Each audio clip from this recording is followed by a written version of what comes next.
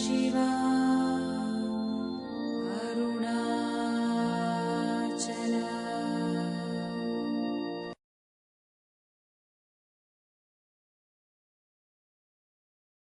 Ramani Maami, wife of Mani Mama, was absorbed in Bhagavan on May 13th, 2019.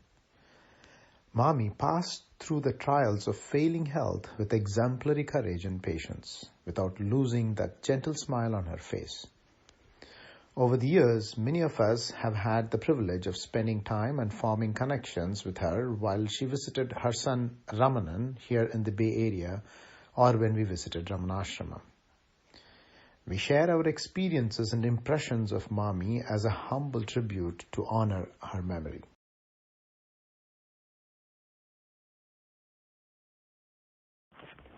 Ramani Maami was such a welcoming hostess.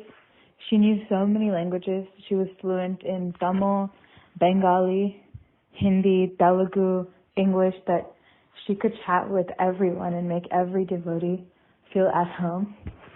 I can never forget the warmth with which she would greet us at the ashram, and she would hold our hands, and she asked about everyone in the family and everyone at satsang, and she would remember everyone's names and ask for each person and how they were doing by name.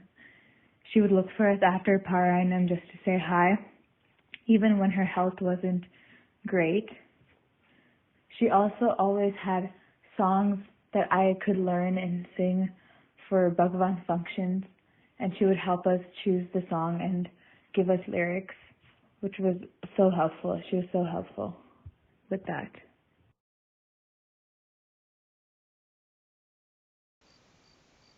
Maami was strikingly simple, without any airs whatsoever, both in her appearance outwardly, in the sense that she wore the simplest of saris and never tried to stand out in a crowd, and inwardly, in that she was like a child.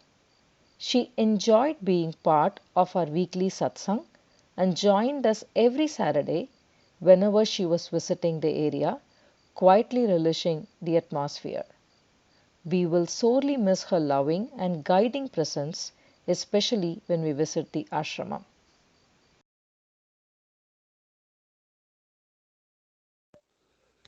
I first had the good fortune of meeting Sri V.S. Mani and Srimati Ramani in 1985, the year they both moved back to Tiruvannamalai to assist the ashram president, Mani's father.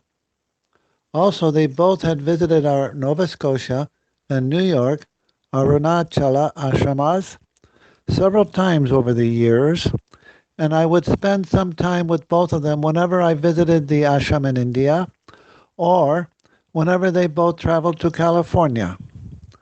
Ramani always appeared to me as one fully absorbed into the spirit and rhythm of Bhagavan's ashram. All felt at ease and at home in her warm, affectionate presence, and she emitted a natural kindness and grace wherever she went. She was particular not to inconvenience devotees wherever she went.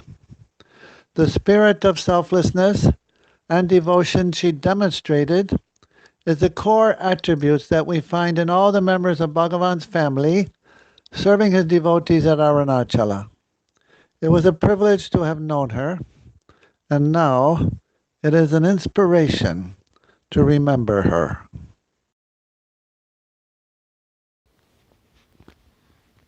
Ramani Maami was a very special person to me for many reasons. I will probably remember Maami most for her bright smile and simplicity more than anything else.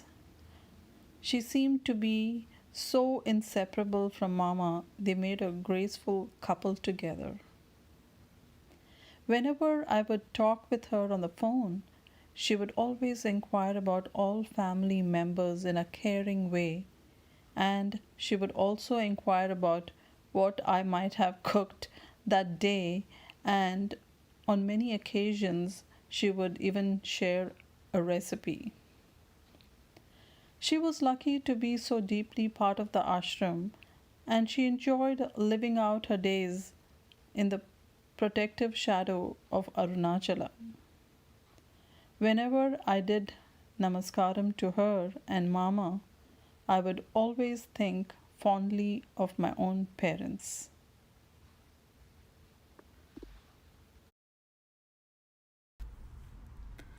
Mami was liked by old ashramites like Kunjaswami, Ramasamy Pillai, and others. She respected and admired all of them as well. It was mutual. She felt very fortunate to know Muruganar, and her recollection was that he was always Ulmukam. And that stood out for her even as a young bride. She had a lot of regard for Kunjaswami and shared a strong bond with Kanakammal, who deepened her understanding of the unique teachings of Bhagavan. She felt fortunate to be able to spend her time in the shades of Arunachala and Ashramam in the company of many old and young devotees.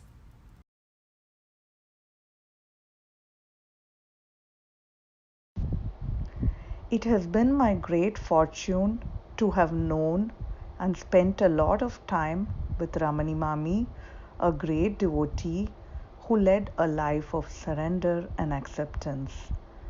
She has touched the hearts of anyone who has come in contact with her simplicity, straightforward talk, and care. Many devotees can relate to this. Whenever we visited the ashram, Mami would receive us very warmly and hold our hands tightly and shower us with the love and affection of a mother. Mami has given lots of timely advice, citing examples of her own life about how to perform our duties in a worldly sense and also take care of our children. They have been a great source of strength to me during my tough times. It has been a blessing that Ramani Maami and Mani Mama have attended many of our satsangs and shared their personal experiences about themselves and other devotees. She enjoyed moving to Tiruvannamalai, saying that many other people wanted to live in Arunachala, but Bhagavan chose her. Now, Mami has attained the lotus feet of Sri Bhagavan.